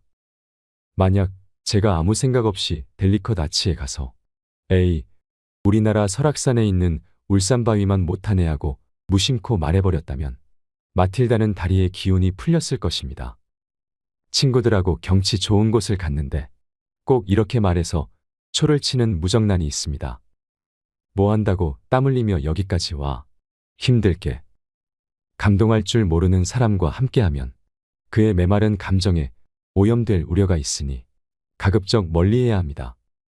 유정란이냐 무정란이냐 구별하는 네 번째 방법은 나누느냐 나누지 않느냐입니다. 저는 2013년부터 아프리카 잠비아 봉사활동을 시작했습니다. 말이 봉사활동이지 그곳에서 제가 할 수 있는 일은 별로 없었습니다. 그래서 제가 세례준 치과의사 선생님께 잠비아에는 치통으로 고생하는 사람은 많은데 치과병원이 없으니 함께 가자고 제안을 했습니다. 그랬더니 그가 난감한 표정으로 며칠 걸리냐고 물었습니다. 그래서 가는데 이틀, 오는데 이틀 걸리니 적어도 보름 정도는 계획을 잡아야 한다고 했더니 병원 문을 그렇게 오래 닫아두는 건 부담이 된다며 거절했습니다. 그러면서 의사 선생님은 좀 미안했던지 대신 2천만 원을 봉헌할 테니 잠비아 사람들을 도와주고 오라고 했습니다. 그 말을 듣고 제가 치과의사 선생님의 눈을 똑바로 쳐다보며 말했습니다. 선생님은 돈도 봉헌하고 나랑 같이 잠비아도 가야 돼. 결국 호주 멜버른 강의에서 만난 치과의사와 인천에서 일하는 또 다른 선생님까지 세 분이 봉사단을 꾸리게 되었습니다. 잠비아에서 의사 선생님들이 뽑아낸 썩은 치아를 보니 한국인들 치아보다 1배 반이 길었습니다. 잠비아 사람들의 치아가 그렇게 크다 보니 썩어도 뿌리가 깊어 빼지를 못하고 고통 속에 있는 사람들이 너무 많습니다. 한국 치과 의사가 썩은 치아를 빼주고 치료도 그냥 해준다는 소문이 나자 10시간 거리에 있는 사람들이 트럭을 타고 밤새 달려와 진료소 앞에 줄을 지어 기다렸습니다. 2015년 7월 22일 잠비아 대통령을 만나기 위해 봉사단이 활동하는 무프리나라는 곳에서 수도 루사카까지 10시간 동안 승합차를 탄 적이 있습니다. 창문 사이로 들어오는 바람이 얼마나 차가운지 이마를 정확하게 절반으로 가를 듯한 통증을 느꼈는데 그분들은 덮개도 없는 트럭을 타고 10시간을 달려온 것입니다. 그들의 절실함의 마음이 너무 아프고 정말 사명을 다해 도움을 줘야겠다는 생각이 절실해졌습니다. 사람들은 제가 아프리카 중부에 있는 잠비아에 간다니까 너무 덥지 않느냐며 걱정을 합니다. 잠비아는 7월이 겨울입니다. 낮은 좀 덥지만 밤에는 완전한 겨울 날씨입니다. 아침 저녁으로 밖에 나가보면 털옷에 점퍼를 입은 사람도 많습니다. 소문을 듣고 환자들이 너무 많이 찾아왔습니다. 함께 간 세 분의 의사 선생님들은 컵라면으로 허기를 때우며 식사 시간에도 밀려오는 환자를 치료했습니다. 저녁에 파김치가 된 선생님들이 대화를 나누는데 돈만 봉헌하겠다던 선생님이 활짝 웃으며 말했습니다. 저는 의사로 20년을 살았지만 지금처럼 기뻤던 적이 별로 없었어요. 돈은 많이 벌었는지 모르지만 항상 환자하고 신경전을 벌여야 하는 게 너무 힘들었어요. 그러다 보니 일에 너무 지쳐서 사는 재미도 없었는데 여기 와서 아픈 사람을 도와주니 힘들게 공부해서 치과의사 된 보람을 느끼네요. 사람은 자기 재능을 나눌 때 빛이 납니다. 잠비아에 있는 농장으로 봉사활동을 간 대학생들도 그랬습니다. 한 달 동안 10만 평이나 되는 농토를 가꿔주고 닭장을 지어주는 일을 하면서 난생 처음 진짜 보람이 무엇인지 알았다고 말했습니다. 봉사활동을 다녀온 뒤에 자녀들의 삶이 바뀌었다며 부모님들이 감사의 인사를 전하기도 했습니다. 책상에 앉아 대기업에 들어가기 위해 공부하는 것보다 아프리카에 가서 맨흙바닥에서 살아가는 원주민들의 삶을 들여다보면 세상을 바라보는 눈이 달라집니다. 삶을 대하는 자세도 달라지고 과연 어떻게 사는 것이 보람된 삶인지 깊이 생각하게 됩니다. 봉사활동을 하는 대학생들에게 밥을 해주기 위해 따라간 60대 아주머니들은 한 달 동안 봉사하고 돌아와서 인생에서 가장 찬란한 순간이었다며 감사하다는 말을 거듭했습니다. 이분들 역시 유정란이 분명합니다. 2016년에는 놀랍게도 잠비아 봉사단의 줄임말인 잠봉 단원이 80명으로 늘었습니다. 기쁨은 나눌수록 커진다는 사실을 깨달은 이들은 자신의 재능을 어려운 이웃을 위해 나눌 때 진짜 행복을 맛보는 유정란이 된다는 사실을 깨달은 사람들입니다. 당신은 유정란입니까? 무정란입니까? 만약 조금이라도 무정란이라는 생각이 든다면 살아가는 방법을 당장 바꿔볼 생각을 하십시오. 엄청난 변화를 말하는 게 아닙니다. 웃음, 감사, 감동, 나눔이라는 유정란의 4대 조건만을 찾아내면 됩니다. 일상 속에서 이미 웃고 감사하고 감동하고 나누는 삶을 살아가고 있다면 당신은 행복의 조건을 모두 가지고 있는 축복받은 사람입니다. 황창현 신부님의 글이 어떠셨나요? 황창현 신부님 덕분에 오늘도 행복한 하루입니다. 이상으로 책틀맨이었습니다. 지혜를 쌓는 당신의 오늘이 아름답습니다. 더 좋은 영상으로 찾아뵙겠습니다.